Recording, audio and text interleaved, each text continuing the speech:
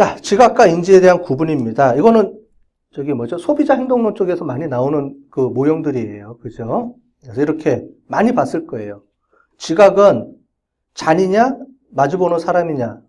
어떻게 지각할 수 있는 게 틀리겠죠, 사람들마다. 근데 인지하는 거는 잔이면, 멋있네. 이렇게까지 보는 거죠.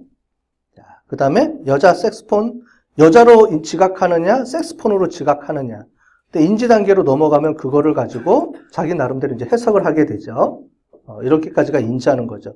인지는 그래서 빌리프가 들어가요. 자기의 신념이 들어갑니다. 이때부터. 인지하는 게. 그 다음에, 지각, 인지, 태도, 행동.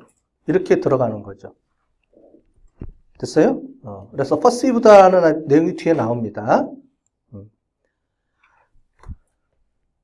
그래서 여러분들이 이제 논문을 읽다 보면 이런 게 계속 나올 거예요. 서브젝티브냐, 오브젝티브냐. 뭐가 맞을 것 같아요? 모든, 측정할 때도 마찬가지고. 여러분들 설문지는 서브젝티브예요, 오브젝티브예요? 설문지. 뭐뭐에 대해서 어떻게 생각하십니까? 서브젝티브예요, 오브젝티브예요? 서브젝티브, 오브젝티브 말 자체를 모르나? 서브젝티브는 주관적이냐, 오브젝티브는 객관적이냐. 주관적이에요, 객관적이에요? 자, 이런 겁니다. 시스템 캐릭터리스틱스에서 시스템의 특징이에요.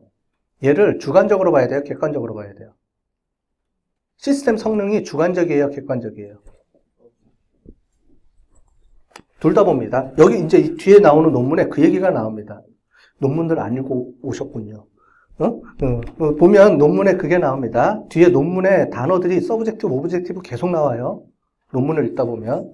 그게 뭐냐면 시스템을 개발해 놨는데 이 시스템 개발이 성능이 좋은 게 객관적인 성능이 좋은 거예요? 주관적으로 성능이 좋아야 돼요? 자, 성능을 객관적으로 측정합니다. 측정 도구가 있을 때 이 성능이 100이에요. 100인데 오브젝티브로 인식을 하면 100이죠. 성능이 좋은 게 100이에요. 객관적인 수치에 의하면 100이에요. 다 써야 되죠. 안 쓰잖아요, 사람들이. 왜요? 주관적으로 100을 못 느끼는 거죠. 여러분들 만족도 조사할 때 어떤 사람은 객관적이면 다 값이 똑같아야죠. 사면 다 사야 돼야죠. 모든 사람이 사로 느껴야 되죠. 근데 사람은 주관적이라니까요. 객관적으로 안 느낀다니까요. 여기도 마찬가지예요. 모티베이션, 지금 우리가 하는 거는 사회 인지예요. 사람에 대한 행동 태도예요. 객관적인 게 아니에요. 내가 어떻게 인지하느냐, 지금 그거잖아요. 내가 어떻게 인지하느냐에 따라서 바뀐다니까요. A를 A로 안 볼 수도 있다니까요. 그거예요. 그래서 우리는 지각이라는 말을 뒤에 제일 마지막 논문이 perceived usefulness로 바꿔놔요. 이제 갑자기. 여기는 이 논문에서는 초기에 85년도 논문에는 perceived라는 용어가 안 나오고 그냥 usefulness만 나옵니다. 그 다음에 ease of use가 나와요. 근데 뒤에 가보면은 89년도 논문 쓸 때는 perceived usefulness, perceived ease of use로 바꿉니다.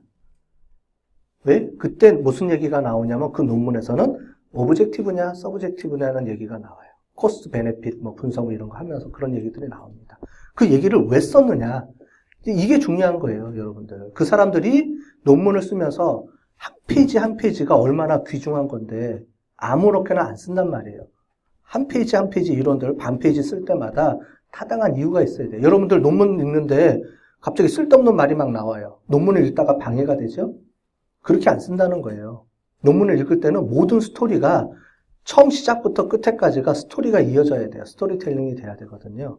이제 그걸 얘기하는 겁니다. 그래서 지각, 인지, 태도, 그 다음에 행동 이렇게 넘어간다. 이렇게 보시면 되겠습니다. 자, 볼게요. 뒤에 가서 Theoretical Rationale for Technology Acceptance 모델에 대한 얘기가 쭉 나옵니다. 그래서 내가 왜 탭 모델을 만드는 건지에 대해서 합리적으로 이제 설명해 주잖아요.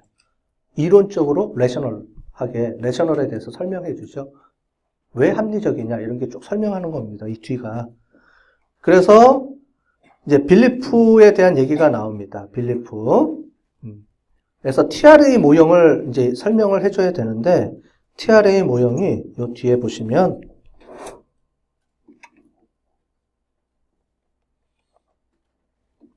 자, 요걸 먼저 보고 설명을 잠깐 드릴게요. 뒤에 나오긴 하는데 이게 TRA의 기본 배경입니다. 자세한 거는 다음 주에 소개시켜 드리고요. 일단은 간단하게 여기서 설명만 잠깐 할게요. 뭐냐면 사람이 실제 행동을 하는데 사람의 행동은 인텐션에 의해서 결정된다. 그래서 비헤비어럴 인텐션이 중요한 요소입니다. TRA랑 똑같네요. 그죠? 왜 똑같아요? 아까 전에 템은 뭘 배경으로 했다고요? TRA에서 나왔다고 그랬잖아요. 똑같아요. 바뀐 게 없습니다. 자, 실제 사용은 사용자들이 그 사용하려고 하는 의도가 생겨야 된다는 거예요. 왜 이런 건지는 다음 주에 설명하겠다는 겁니다. 왜 비헤비어 인텐션이 왜 중요하냐 이런 거에 대해서는. 그 다음에 거기에 그렇게 하려고 그러면 사람이 감정적으로 애티튜드가 형성이 돼야 되는 거예요. 태도가. 어펙티브, 즉 정서 이런 게 형성이 돼야 되고요. 뭐에 대해서? 이 행동에 대해서. 다음 주에 TRA는 보면 액션과 비헤비어, 그러니까 실제로 어떤 오브젝티브와 비헤비어에 대한 얘기가 또 나옵니다. 애티튜드가 사물에 대한 애티튜드냐 아니면 행동에 대한 애티튜드냐 이런 게 결정이 돼야 돼요. 그래서 많이들 헷갈려 할 겁니다. 다음 주에 설명을 다시 해드릴게요. 다다음 주에. Belief and Evaluation 뭐냐면 이 태도는 Cognitive, 아까 전에 보면 사람의 인지. 이건 지금 뭐예요? 우리가 소비자 행동론에서 얘기하는 인지와 태도, 인텐션, 아까 전에 좀 전에 봤던 그 그림이 있었죠. 그 절차. 그거예요. 그 절차 이겁니다. 근데 거기에 하나가 더 있는 게 뭐냐면 서브젝티브 놈하고 노메티브 빌리프. 이건 뭐냐면 요건 개인의 그거예요. 이거는 개인의 행동은 태도는 뭐에 영향을 받아요? 신념은 믿음이죠. 빌리프. 이 빌리프를 두 개로 쪼갭니다. 뭐로 하고? 유즈플리스하고 이지 오브 유즈로 쪼개요. 왜 쪼개느냐? IT이기 때문에 쪼갠다고 설명을 합니다. 뒤에 보면 알겠지만 TRA 모델은 제너럴한 인텐션의 모델이에요. 즉 뭐냐면 모든 분야에 적용이 가능한 사람들의 심리 상태, 행동 태도, 행동 의도를 설명할 때 쓰는 모델이 TRA예요. 그래서 TRA는 모든 분야에 다 적용이 가능한 이론입니다. 그걸 제너럴 모델이라고 합니다. 템은 그에서 뽑아서 정보 기술에 특화시켜서 만든 이 모델을 IT의 억셉션, 즉 IT 억셉턴스에 적용시키다 보니까 얘 없애고 얘하고 얘를 두 개로 쪼개서 빌리프를 이지 오브 유즈하고 유즈플리스로 쪼갠 겁니다. 그래서 이 사람은 자기가 얘기를 합니다. 나는 제너럴 모델을 만든 게 아니에요. 나는 IT에 적합한 스페시픽한 모델을 만든 겁니다. 라고 서두에도 써놨죠. 템 모델은 IT에 적합한 인텐션 모델이에요. 그러니까 사람의 행위를 연구하는데 일반적인 행위 연구가 아니고 정보기술에 적합한 정보기술에 적합한 걸로 특화시켜서 만든 이론입니다. 그래서 정보기술에 적합하게 만들어 놓은 거예요. 다른 게 아니고. 그래서 이쪽으로 한 거죠. 혹시 여러분들 중에 나는 이 분야의 인텐션을 연구하고 싶다. 좋은 의도가 될 수 있겠죠? 만드세요. 모델을.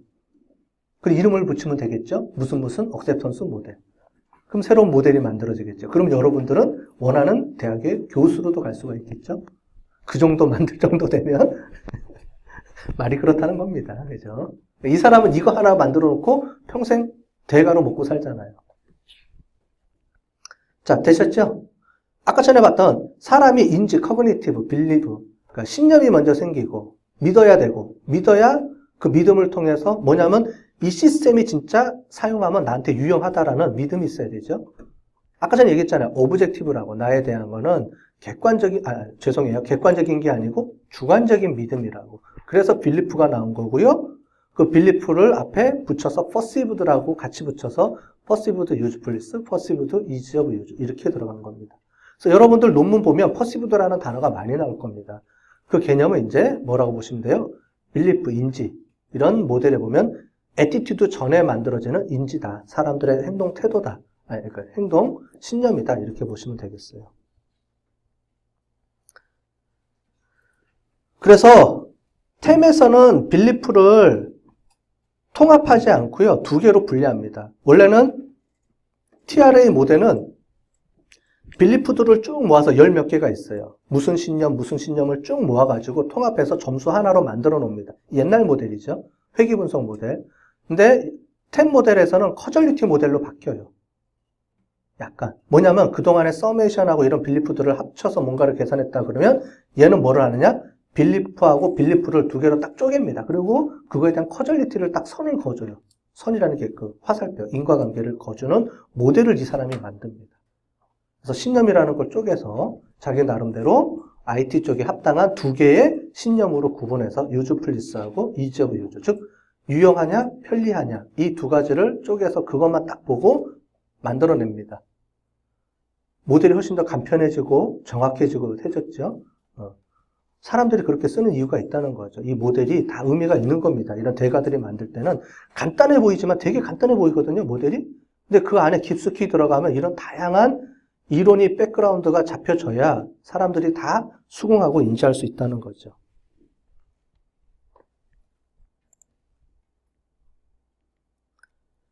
자, 그 다음에 두 개로 분리하는데 그게 perceived usefulness하고 perceived ease of use 이렇게 나옵니다. 그래서 estimation 이런 얘기가 빠지고요.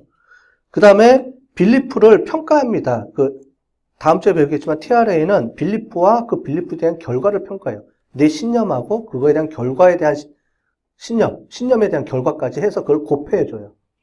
그래서 그 값을 만들어냅니다. 근데 여기서는 그냥 퍼시브드하게 인지하는 것만 보는 겁니다. 아까 전에 얘기했죠. 자기는 서브젝티브한 것만 추구한다라고 해서 이것만 쓰게 됩니다.